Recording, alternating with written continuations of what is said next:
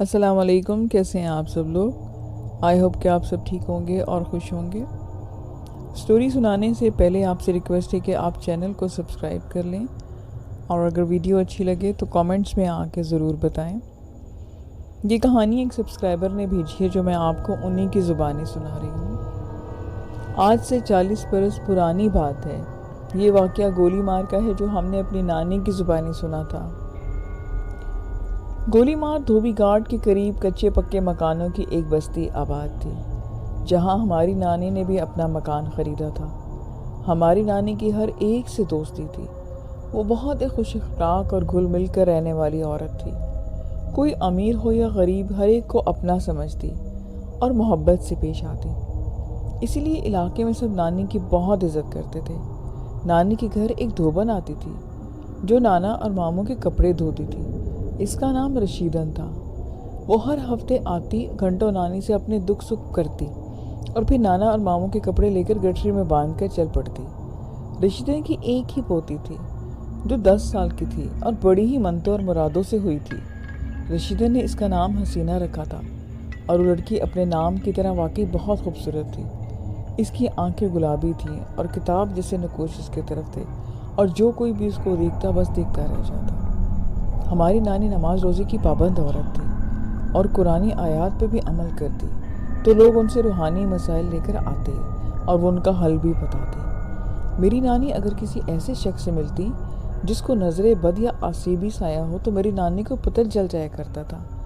اسی لیے رشیدن کی نانی نے کئی بار کہا کہ تم اپنی پوتی کا خیال رکھو، اور اس بچی کے ساتھ کوئی مسئلہ ہے، مجھے لگتا ہے کہ اس پر سایہ ہے کسی گندی شے کا۔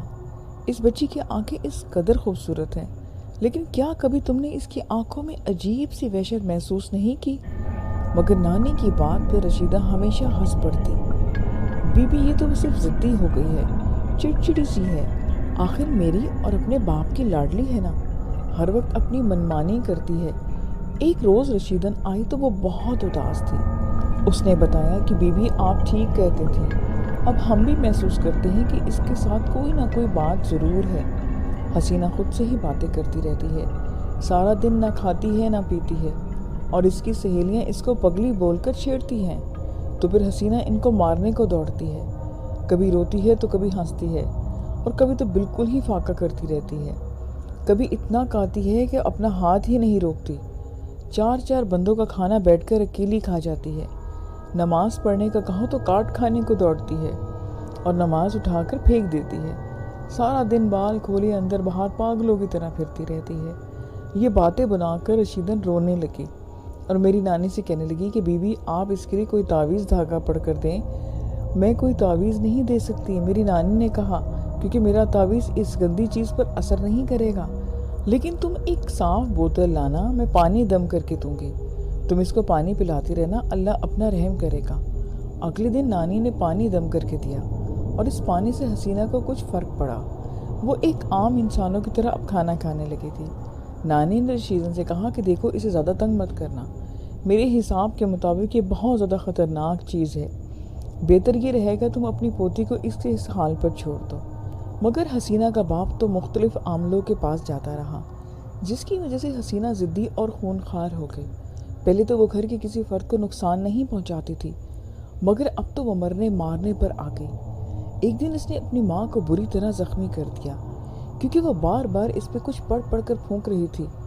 پھر تنگ آ کر اس کے باپ نے حسینہ کو زنجیروں میں باندھ دیا۔ پھر ایک دن معلوم ہوا کہ حیدرآباد میں ایک بہت بڑے عامل صاحب ہیں، وہ اس طرح کی چیزوں کا اتار کرتے ہیں۔ حسینہ کا باپ ان عامل کے پاس بڑی منت سماجت کر کے گھر لے کے آ گیا۔ انہوں نے حسینہ کو دیکھتے ہی بتایا کہ اس کا اتار میں بہت زیادہ خطرہ ہے، یا تو وہ آصف چلا جائے گا یا پھر حسینہ کی موت ہو سکتی ہے۔ اگر تم راضی ہو تو میں علاج شروع کر دوں گا۔ اب علاج شروع کریں، اب ہم ان چیزوں کو برداشت نہیں کر سکتے، باقی پھر اللہ کی جو مرضی۔ اس کے باپ نے یہ بات ان سے کی تو عامل نے علاج کے لیے کالے بکرے کی سری، پرانی قبر اور مردے کا ڈھانچہ اور بہت سی چیزیں منگوائی، اور گھر کے بچوں کو گھر سے دور رہنے کو کہہ دیا۔ بچوں کو وہ لوگ کسی رشتہ دار کے ہاں چھوڑ کے آ گئے۔ اتار شروع ہوا اور حسینہ بالکل خاموش تھی۔ عامل صاحب نے اپنی پڑھائی شروع کرتے ہوئے پوچھا کہ تو خاموش کیوں ہے، بولتا کیوں نہیں؟ بتا تو اس لڑکی پر کب سے ہے اور کیوں ہے؟ تب حسینہ نے ایک مرد کی آواز میں کہا کہ جب یہ 10 سال کی تھی تو میں تب سے اس پر عاشق ہوں۔ یہ گھاٹ کے سامنے درخت کے نیچے آ کر کھیلتی تھی، میں تو اسی درخت پر رہتا تھا۔ کچھ دن پہلے دھوبی نے وہ درخت کاٹ ڈالا۔ میں نے سوچا کہ میں اب کہاں بسیرا کروں، پھر میں اسے جدا بھی نہیں ہونا چاہتا تھا، اس لیے میں نے اس لڑکی کے ساتھ اب اس کے گھر پہ آ کر اس پر بسیرا کر لیا ہے۔ دیکھیے لڑکی مسلمان ہے اور تو کافر جن ہے، تو اس کا پیچھا چھوڑ دے۔ اس بات پر حسینہ نے عامل صاحب کو ایسی نظر سے دیکھا کہ سخت سردی میں بھی عامل کو پسینہ آ گیا۔ وہ حسینہ کے باپ سے بولا کہ دیکھو اس پر جو شے ہے وہ بہت ضدی ہے، وہ اس کو چھوڑنا نہیں چاہتی۔ میرا مشورہ تو یہ ہے کہ لڑکی کو اس کے حال پر چھوڑ دو۔ شاہ صاحب میری ایک ہی بیٹی ہے، میں اسے اس حال میں دیکھ کر دکھی ہوتا ہوں۔ تو ٹھیک ہے، اب جو ہونا ہے ہو جائے۔ اگلے روز جمعرات تھی۔ عامل صاحب نماز پڑھ کر پڑھائی کرنے بیٹھ گئے تو حسینہ کو زنجیر سے آزاد کر دیا گیا۔ اس وقت حسینہ کی سسکیاں اور آہیں وہاں موجود ہر گھر والے کو اداس اور پریشان کر رہی تھی۔ اس کی سسکیوں میں عجیب سا درد تھا۔ آخر عمل شروع ہوا اور ضدی جن کو قابو میں کرنا تھا، مگر عالم صاحب پریشان تھے۔ عامل صاحب اب بہت پریشان لگ رہے تھے۔ رشیدہ نے پوچھا تو ہاں بی بی، میں زبان کا پابند ہوں، اس لیے تم لوگوں کا یہ کام کر رہا ہوں، مگر مجھے انتہائی خطرہ نظر آ رہا ہے، اپنے لیے بھی اور بچی کے لیے بھی۔ اب عامل صاحب کو پڑھائی شروع کیے چند لمحے ہی ہوئے تھے کہ حسینہ تو بے قابو ہو گئی۔ اس کے حلق سے اس طرح کی آوازیں نکلنا شروع ہو گئی کہ سبھی لرز کر رہ گئے۔ حسینہ نے عامل صاحب کو اپنے بڑے بڑے ناخنوں سے بری طرح سے زخمی کر دیا۔ عامل صاحب کہنے لگے کہ یہ جن میرے بس سے باہر ہے، میں آپ سے معافی چاہتا ہوں، میں یہ عمل آگے نہیں کر سکتا۔ یہ کہتے ہی عامل صاحب نے باہر گرا لی۔ حسینہ کی ماں اور باپ دونوں ہی اوسان خطا ہو چکے تھے۔ وہ سب باہر کی طرف آگے۔ حسینہ چیختے چلاتی ہوئی دھوبی گھاٹ کی طرف گئی۔ باپ اور دادی نے اس کو پکڑنے کی بہت کوشش کی، مگر وہ گھاٹ کی طرف دوڑتی ہوئی ایک دھوبی کی جلتی ہوئی بھٹی میں کود گئی۔ ماں، دادی اور باپ یہ منظر دیکھ رہے تھے۔ وہ لوگ دہل کر رہ گئے اور حسینہ چند منٹوں میں ہی جل کر کوئلہ ہو گئی۔ اور جب اسے بھٹی سے نکالا گیا تو اس کی سانسیں ابھی چل رہی تھیں۔ اس نے اپنی اکھڑتی سانسوں کے درمیان اپنی دادی سے مردانہ آواز میں کہا کہ میں نے منع کیا تھا نا، اس کو مت کرو۔ میں حسینہ کو بہت چاہتا ہوں، میں اس کو کبھی نقصان نہیں پہنچاتا، ہمیشہ خوش رکھتا، مگر تم لوگوں کی ضد نے اس کا یہی انجام کیا۔ یہ کہہ کر حسینہ کی گردن ایک طرف کو لڑک گئی۔ اس دوران تمام علاقے والے جمع ہو چکے تھے۔ جب میری نانی کو اس بات کا پتہ چلا تو وہ وہاں آ گئی۔ رشیدن اور حسینہ کے ماں باپ کا برا حال تھا۔ جوان بچی کی موت پر انہیں قرار نہیں آ رہا تھا۔ میری نانی نے کہا کہ اس کو نہلایا نہیں جا سکتا کیونکہ جگہ نہیں ہے۔ کفن بھی میری نانی نے پہنایا ہے اور کوئی قریب نہیں آ رہا تھا۔ صرف رشیدن اور نانی نے یہ کام کیا۔ نانی نے حسینہ کے باپ سے کہا کہ دیکھو، تم اپنی بیٹی کو اس جگہ دفن کرنا جہاں اس کے ارد گرد کوئی اور قبر نہ ہو۔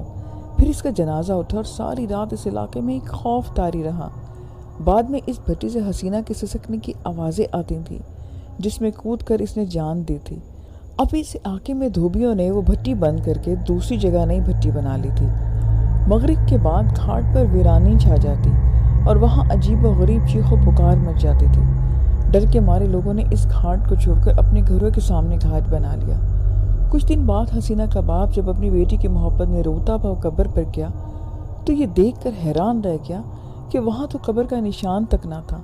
رشیدہ روتے ہوئے میری نانی کے پاس آئی اور نانی سے پوچھا کہ آخر یہ ماجرا کیا ہے، میری پوتی کی قبر کہاں غائب ہو گئی؟ تو نانی نے اپنا حساب کر کے بتایا کہ وہ ضدی جن اس کو وہاں سے لے گیا ہے۔ اب تم لوگوں کو نہ تو اس کی قبر ڈھونڈنے کی کوئی ضرورت ہے اور نہ ہی اس کے لیے کوئی پڑھائی وغیرہ کرو۔ اسی طرح وقت گزرتا گیا۔ چند سال بعد دھوبی گھاٹ ختم ہو گیا۔ دھوبی بھی ادھر سے چلے گئے۔ نانی اور نانا کے انتقال کے بعد ماموں نے بھی وہ گھر بیچ دیا۔ یہ واقعہ سنانے کے بعد نانی نے ہم سب بچوں کو ہدایت کی تھی کہ سب نماز کی پابندی کریں۔ یہ اگلی کہانی مبشر نے سینڈ کی ہے۔ دسمبر کی سرد راتیں تھیں۔ آج مجھے صبح سے کوئی سواری نہیں ملنے کی وجہ سے میں بہت پریشان تھا۔ میں نے سوچ کر ادھر ادھر گھومنا پھرنا شروع کر دیا کہ شاید کوئی مجھے سواری مل جائے، مگر رات کے قریب 12:30 کا وقت تھا۔ میں اپنے گھر سے بہت دور نکل آیا تھا۔ زیادہ تر نہیں تو 3 گھنٹے کا سفر تو تھا ہی، اور دھند ہر روز کی طرح اپنے عروج پر تھی۔ میں نے بھی تھکن محسوس کرنا شروع کر دی۔ اس لیے گھر جانے کا سوچا۔ میں نے گاڑی اپنے گھر کی طرف دوڑا دی۔ دھند اس قدر تیز تھی کہ مشکل سے میں گاڑی کی لائٹ کچھ فٹ دکھا سکتا تھا۔ ابھی میں تھوڑی ہی دور گیا تھا کہ میں نے محسوس کیا کہ اندھیرے میں کسی وجود نے مجھے رکنے کا اشارہ کیا ہے، مگر میں صرف شک میں تھا۔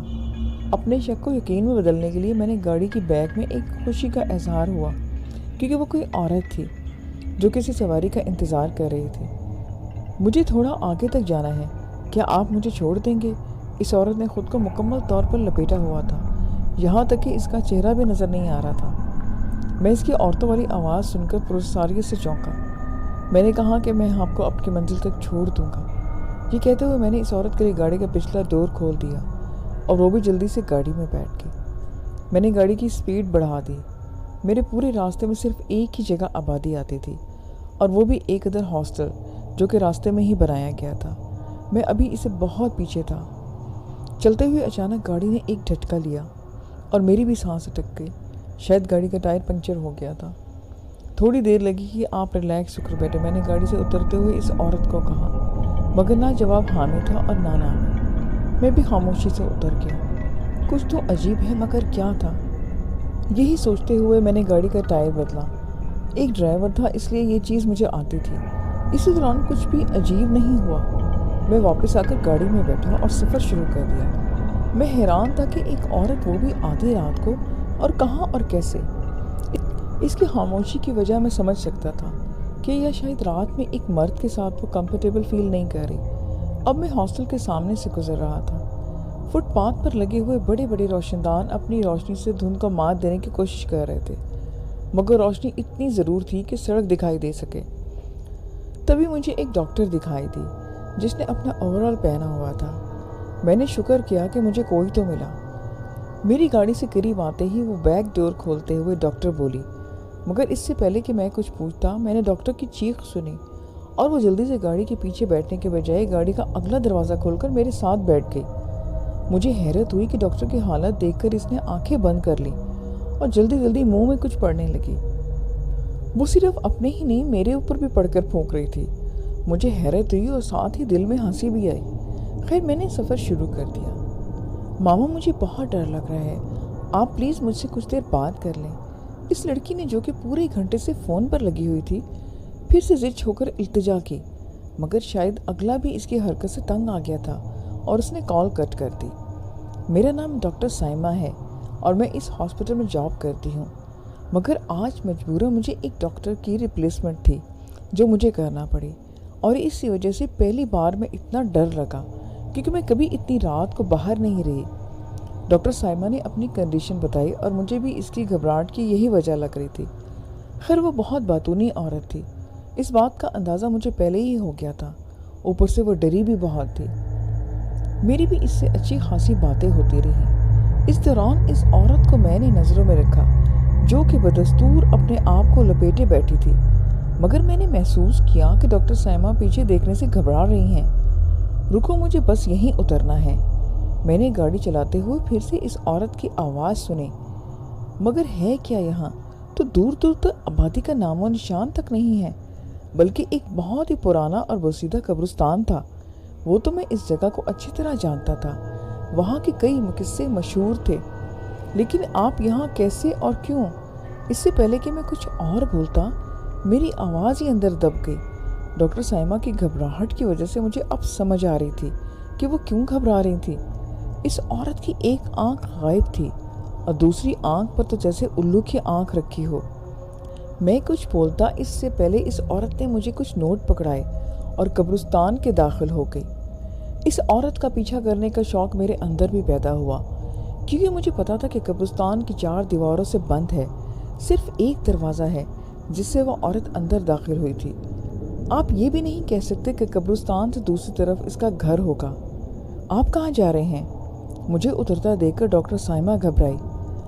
آپ بالکل فکر نہ کریں، میں ابھی آتا ہوں، گاڑی کو لاک کر لیں، میں نے ڈاکٹر سائمہ کو کہا اور خود قبرستان کی طرف چل پڑا۔ خوف تو میرے اندر بھی بہت تھا، مگر اس عورت کے بارے میں جاننے کا تجسس بھی بہت تھا۔ دھند کی وجہ سے مجھے نظر بہت کم آ رہا تھا، مگر میں محسوس کر پا رہا تھا کہ ہر طرف قرآنی قبریں اور جانور ہیں۔ میں قبرستان کی ایک دیوار سے دوسری دیوار کی طرف گیا۔ مگر وہ عورت جانے کہاں غائب ہو چکی تھی۔ اب میں قبرستان کے بیچ میں کھڑا تھا اور اس عورت کا نام و نشان تک نہ تھا کہ اچانک میرے کندھے پر کسی نے ہاتھ رکھا اور میری چیخ نکل گئی، مگر وہ ایک عورت کی آواز تھی اور وہ بھی بہت اونچی۔ میں نے پیچھے مڑ کر دیکھا تو وہ ڈاکٹر سائمہ کھڑی رو رہی تھی۔ پلیز چلے یہاں سے، مجھے لے چلیں پلیز، میں آپ کے ہاتھ جوڑتی ہوں۔ ڈاکٹر سائمہ نے ہاتھ جوڑتے ہوئے یہ بات کہی۔ مگر آپ یہاں کیا کر رہی ہیں؟ میں نے حیرت سے ان کو کہا۔ مجھے گاڑی میں اکیلے ڈر لگ رہا تھا۔